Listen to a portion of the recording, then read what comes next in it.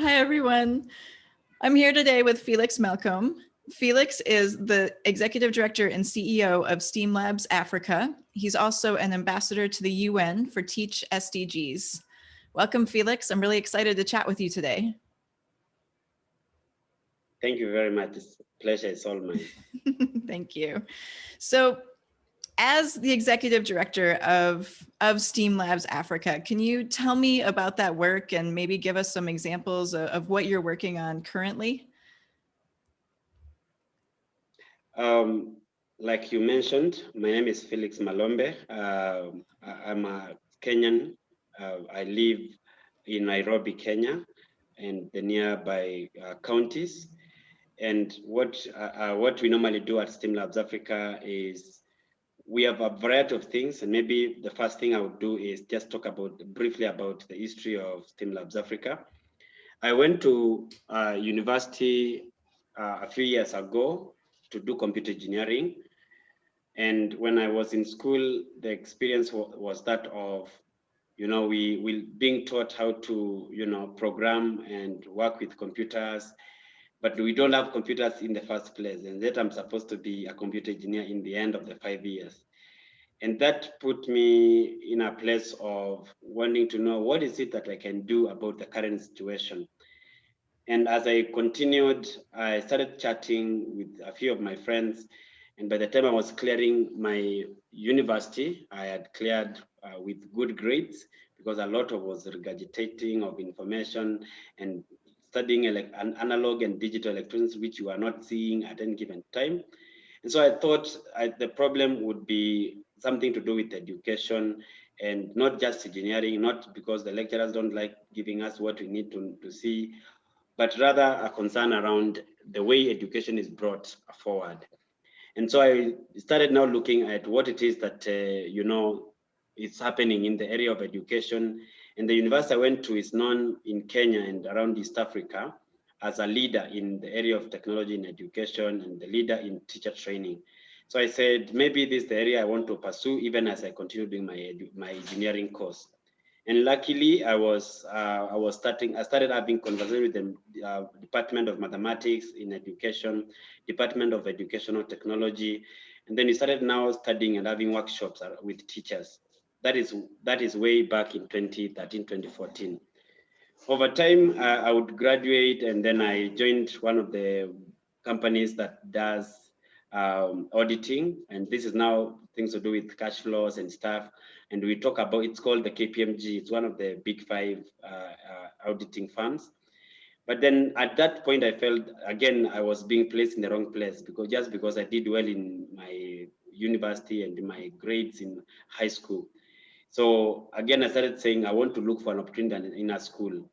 And so I had resigned and I joined an international school called Hillcrest International School. And that is where I now found who I am in terms of a teacher. That now, at that stage, I realized actually I need to not just talk about how technology is broken, but rather how we can use technology for teaching, how we can use technology to empower children and really bring out the 21st century skills that we keep talking and mentioning about. So in the end, we had a discussion with the principal, and then I started my education course. I started my education course as a teacher. And it's from there now I started understanding what curriculum development is, what Maria Montessori would say, and what everything has to do with education. From that day, I've never looked back. 2 years after 2014, I called a friend of mine who we went to school with, and we used to have discussion around the same. And we formed STEAM Labs Africa 2017, started training teachers and everything else that I will now mention. So STEAM Labs Africa is a pan-African organization that is focusing on 4 major areas. One, the students. And our specific area of engaging students is 4 to 14 years. So we call it the 414 window, because we feel and we are supported by research that if you invest in a child between the ages 0 to around 14 years, then you have an opportunity to change their story. Maria, she's called, not Maria, but Federica Saliola from World Bank quotes in the study of a course we call the Future of Work. She says, if you invest $1 in a young child who is in 0 to 6 years, you can reap 16 billion out of that in 16 years. And so I believe, because that's where the development is happening, that is where our goals should be focusing on. So focus number one, students between 4 years and 14. Of course, sometimes we extend to 18 years because of the high school. Number two, and that is around STEAM education, things to do with understanding, especially here in our place, computer science for students at that age. And number two, the focus is on teachers. We believe that students cannot, achieve their goals if we do not empower the street bureaucrat. The teacher, we see them as the street bureaucrats. So we formed and we were working with organizations like CSTA in the US. CSTA is Computer Science Teachers Association in the US. And we have now launched a chapter in Kenya called the Computer Science Teachers Association Kenya. And what we are doing there is we want to call more teachers to come and teach computer science, not just coding, but we see coding as the beginning place. And so we train teachers on things to do with technology in education, and also now computer science in education, and finally on STEAM education. How do we bring about project-based learning in the classroom, which is a languages class, a literacy class, like things. Having said that, from students to teachers, now the other area we're focusing on is digital citizenship. And this one works with the parents. So the parents come to me and say, my 10-year-old is really into Minecraft. What can I do?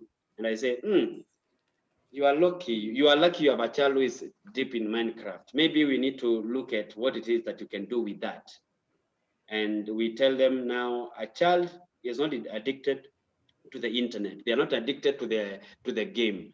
They are addicted to their friends whom they meet online virtually. And COVID-19 has vindicated us that they are connected to their children, to their friends. It's just that they find them virtually, and it's an awesome experience. So we now look at how can we support digital literacy, not literacy, but citizenship, and how can we empower young people to make decisions on their own within the internet space. So that is students, parents, and teachers. Apart from that, we now are starting to stretch, and that's actually where we started with communities. So we have adopted schools that we are coaching on computer science, on STEAM education. We've adopted schools that we support, and some of them do not have laptops. Sometimes we have to go with one iPad, and we are using a microbit. You might have heard of microbit. And we are using an Arduino, and we're just connecting it to that tablet, and it's working magically because they can see LEDs going on. And that is where we want to spark interest. We actually say our duty is to ignite young minds, sparking creativity and passion in our theme or in our motto. Then after communities, now we are now being approached by organizations that are corporate. And this is because we earned the credibility from Microsoft. So Microsoft has titled us as a global training partner. So we train teachers, we train corporate organizations on how to use Office 365, and how, because now we were doing that with teachers on technology integration, teaching, learning, and assessment. So now we are Microsoft Global Training Partner to really to train corporate organizations, and that way we can actually generate some revenue to support our work. So basically, those are the 4 to 5 areas that we are spread in. It sounds like you're doing a lot, working with students, training teachers, working with Microsoft, building communities, and then that piece of digital citizenship as well with students. Yeah. And before I go too much farther, I want to apologize for saying your name completely wrong. I'm usually very good about asking pronunciations. And for some reason, I thought that yours was spelled easily enough, but it's Malombe, correct? Felix Malombe. Yeah. So my apologies.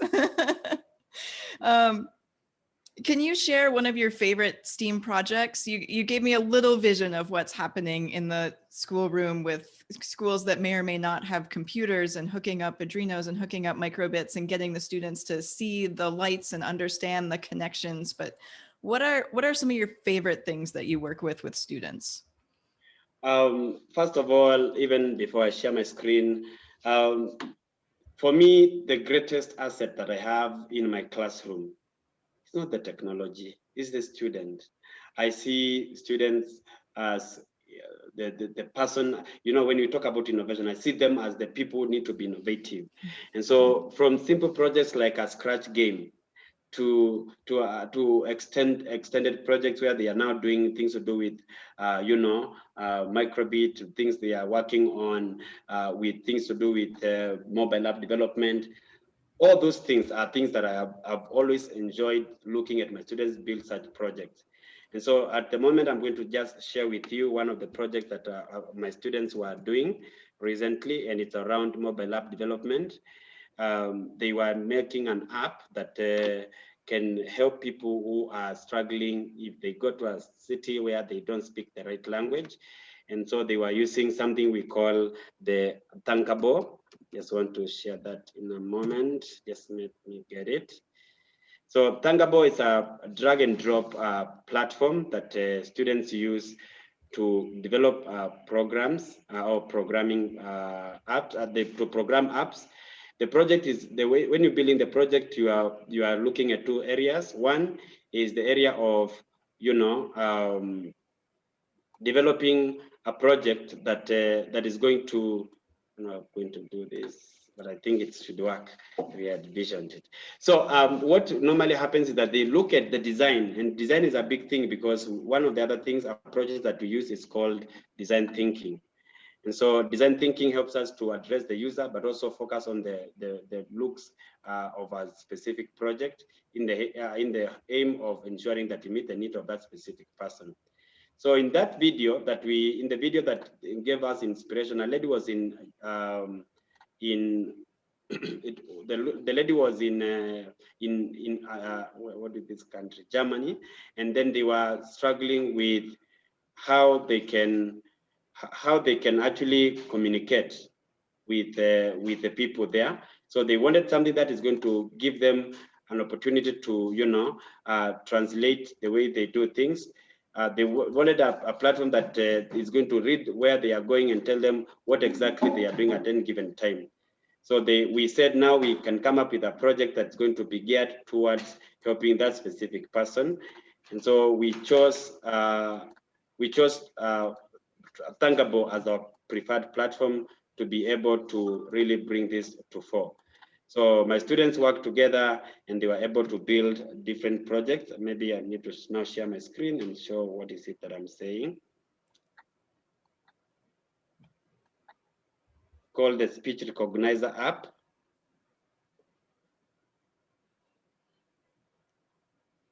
Okay.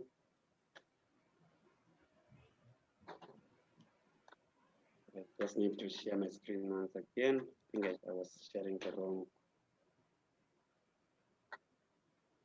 Is it allowing you to share? Yeah, just a minute. Good. Okay. Should be fine. So they used Thunkable. We have used another platform called MIT App Inventor, which they use to design mobile apps also to help, come up with projects around the same concerns.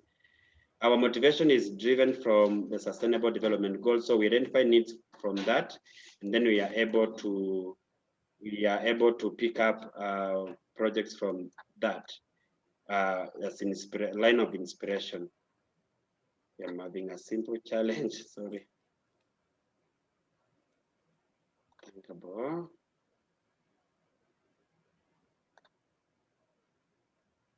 Yes, should be fine now.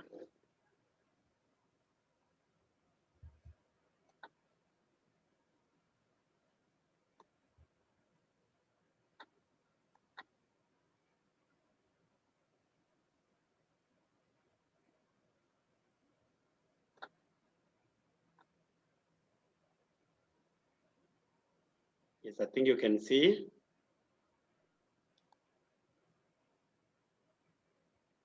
Can you now see the platform? It says that you've started screen sharing, but I just, oh, here it comes.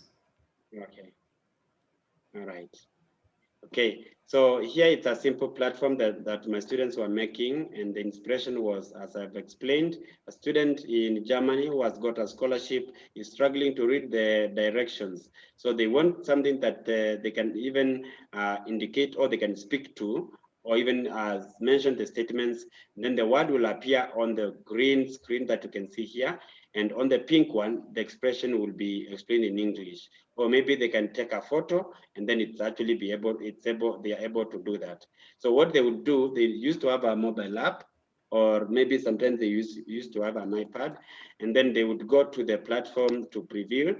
And then once they click to translate, it was able to pick the project. I think here there is an error here. It's saying undefined, but it's okay. Speaking from my language, if I speak, then it picks, and then you can see the language here is Chinese.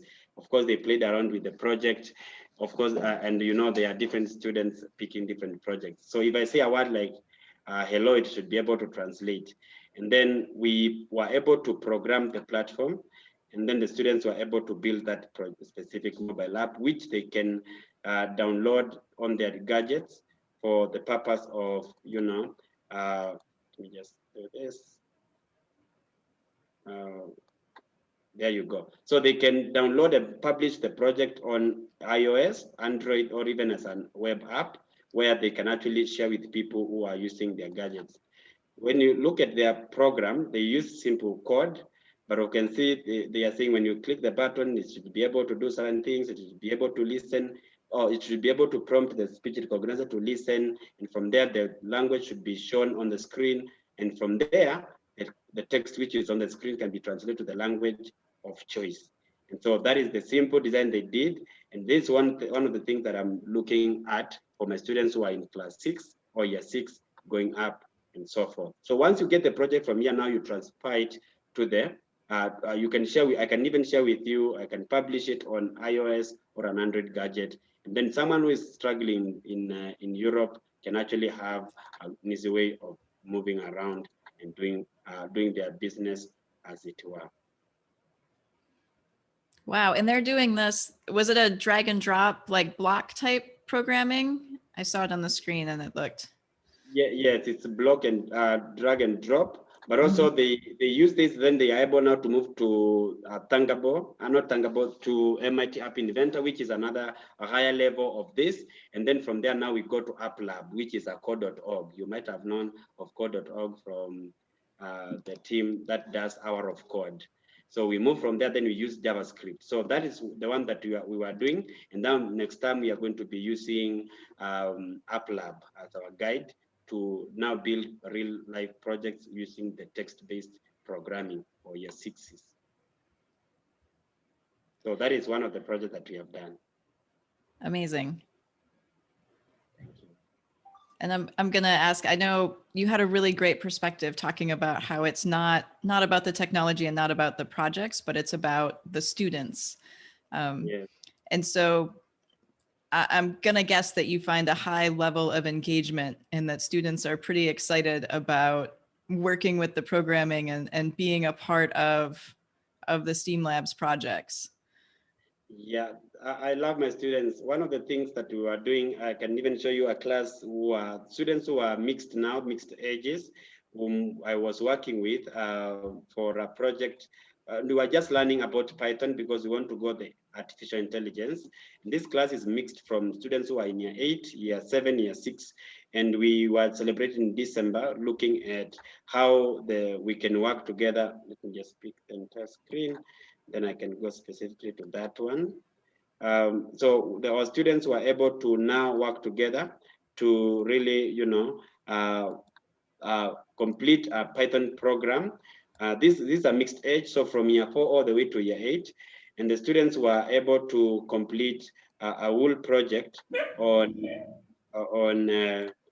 just getting the link. Sorry. Yeah. There you go. This is my Python class of 2020. They were working on different projects and then they finished the class, and now they are now moving on to understanding how machine learning works using Python and also using Scratch, so that they can actually build their understanding of the world they're living in, so that they can actually be able to do the right thing. We normally ask ourselves in the AI class, we ask ourselves, AI is changing the world, but who will shape that AI? Who will shape? It is not the machine that are going to shape themselves. It is us, the people who are creative, that are going to be able to bring that to fore. and many other things that we are doing with my kids. Just to mention something, there is an organization called Africa Code Week. Africa Code Week encourages young people to learn to code using Scratch. And so we work with them sometimes to train teachers. And so recently, students from STEAM Labs, and I can show you the one at the corner here. I don't know if you can see my mouse, the one next to the lady saying school something, called the Master of Kahoot, because sometimes we integrate play-based learning. So we use Kahoot. So the Master of Kahoot is the one who led the African leader, the Kenyan team delegation to go and compete for the Pan-African competition. And so he appeared to be number 5 in Africa, but now he was number 1 in Kenya. Then there was another one called Austin, also, who is also part of this class, but this day he missed during the graduation because he was not feeling well. So those 2 students coming from STEAM Labs Africa were able to do very well when placed in the continent and also within the country. That is something I'm proud of, because I can see the students making an impact, not just for me, but even for the world they are living in. Thank you. Yeah, thank you. It's one thing I recently read that the world is going to be shaped by 2 types of people, and it's either the people that know how to code and the people that don't know how to code that need to learn how to influence the people that know how to code. As we do move into the future of, artificial intelligence and what that looks like, and more machine learning and more machines doing more of our work for us. And you mentioned a little bit about the ethics of AI and how we're programming these things to be good and to do the things that we want them to do. Is there any sort of kind of character trait or ethical curriculum that's built into what you do with STEAM Labs alongside the technology? So one of the things, and maybe I can share about our curriculum and some of the courses that we're offering. One of the things that we are very serious about is something we call, let me just get it, it's here. We are very particular when it comes to, we are living in a continent, our continent is known for, I should say, notoriety or something like that. We are known for leaders who stay in power for long. And it's about character and leadership. So what we have done is that as a team, we came together, and we have a member in our team who is focused on leadership specifically and character development. So he is also a member of the Teachers DG's team that for the UN goals. And so what he has done is now written books around leadership and character. And it's that is the basis upon which we build our technology training on, because if we do not provide character development, then we're going to develop people who know how to use equations like E is equal to MC squared to really blow out buildings and kill people using bomb and terrorism and stuff. So we are saying, what is it that we can do to do that? And so in our courses, we have embedded leadership as a major role, and you can see the quality of leaders we have to go today depends on the investment we make in the leadership training today. And so if you look down, you see now we have a curriculum that is focused on sustainable development in the jungle. Africa is very known with storytelling and all that. And Chimamanda will tell you, Ngozi and Diche, you will tell you that there is a danger of one story. So sometimes we try to use storytelling as a way to teach leadership. And so you can see we have meant sustainable development goals as a thing we can play around with so that we can get to understand. But also reading about books like these ones on leadership of the king and the leadership and the leadership alphabet for your children who are 3 going up. So we have such books like that. And then Mr. Mwangi Mushiri, who is in our team, helping us a lot with anything that we do to train children around character development. And so STEAM Labs is very, very strategic and very intentional on the kind of people we are developing in terms of leadership, because we think it's around values. So we say these books we are looking at explore the concept of value added, and which presents a case for the industrialization of developing countries so as to achieve food security and higher levels of economic growth. Those are the things that we're targeting on. We also are looking at the impact of digital literacy and e-commerce and such like things. You can see now technology, leadership, and character is something that we really are focusing on. Yeah, I want to look up and read your kids' leadership books now. it's great. So I run a small elementary school in the San Francisco Bay Area, and we're really focused on project-based learning. We do a lot of programming and coding with the kids and STEAM activities as well. But one of the questions that I love to ask others is about their own elementary school memories. So if you think back to elementary school, is there a project or a person or a teacher or something that you remember that really made an impact on your life? Wow. Yeah, I think that's a big one. When I saw that question, I was, oh, that one. First of all, I like to remember or to mention that throughout my academic life, I've enjoyed learning, and I was one of the students that would say, like, now I have students who disturb teachers, the stubborn ones. And most of the times I would be the one who is asking a question when everyone else wants to go for lunch. Or sometimes I'm the one who is asking too many questions, asking the teacher, even before he starts talking, what are we learning today? and I remember one day you'll be a teacher like me and you'll know how it feels. Then it happened. Over time, I've learned that being a teacher is a gift. And for me, it is everything at this moment. So when I remember my first days in school, one of the things that I remember very well is that my mom wanted me to go to school. And, we used to walk to school. So the first few days, the first 1 week, I was taken to school. But then my mom would leave me, I'll cry, and then I'll settle down. Because I used to fear the people who were in class. I used to get shy. And then one day, I was now given the opportunity to, to take myself to school. And that is the day now I got to understand I need to make a decision. And, this is 1993. I'm a small kid, I'm a small baby. What I did is I went and there was a big rock which was lying around. So I went behind it and I hid myself there until it was 12 noon. And then I did not go to school that day. Then my mom was really found because the teachers were from the region. They would talk to my mom, and I was told that I need to go to school, and the following week I would be taken to school.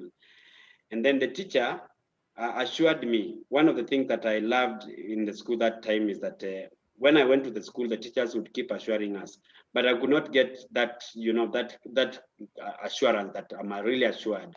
But one day, one of the teachers called Grace called me, and she sat next to me in my desk, next to my desk, because it were tiny desks, but she fit in that desk, and she talked to me and told me, I don't need to fear school. I don't need to fear the friends. The friends are actually good people. We can even go to play together, and she can join us even to train us how to play football. And I was a kid. I was very tiny.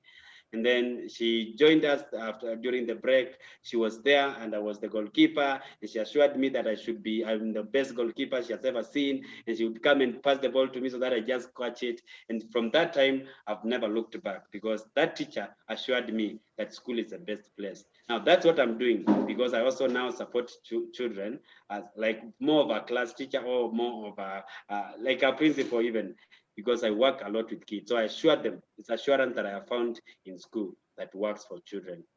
And then the other thing is about relationship. I learned also that you don't learn for someone you don't like. You only learn from someone who connects with you. So that teacher, Grace, even today, I go around to see how she is, and every time the memory comes back to me that you sat next to me on a small desk. I've tried to do it, I can't do what she did to me. And then she assured me she played football with me. A lady, that time it was not even allowed to see ladies playing football. It was like only boys play football. But then she did that with us, and then from there to today, I can actually say I have loved school. That's why I'm a teacher. What an amazing tribute to Teacher Grace. Yeah, the Grace. Yeah, and you're right. It is about relationships, and it's about helping our students to be better and really connecting with them and giving them the tools to build our future world. And it sounds like you're doing an incredible work. So thank you so much for sharing your story, for sharing some about STEAM Labs Africa, and talking with me today. I greatly appreciate your time. Thank you. Thank you very much. In fact, just to mention something, we now have been an organization called Microbit from the UK. We just got those. We just got our kids building with them. Yeah, so they sent this to us, and we are so excited to work with them. So I'll be going house to house to deliver these ones, because now we can't meet online physically because the lockdown has been effected today. So I'll deliver these ones to house so that my children can start tinkering, even as we prepare for the Do Your Bit challenge for Africa. Oh, that's great. They're going to have so much fun. Yes, thank you. All right. Thank you, Felix. Have a wonderful evening.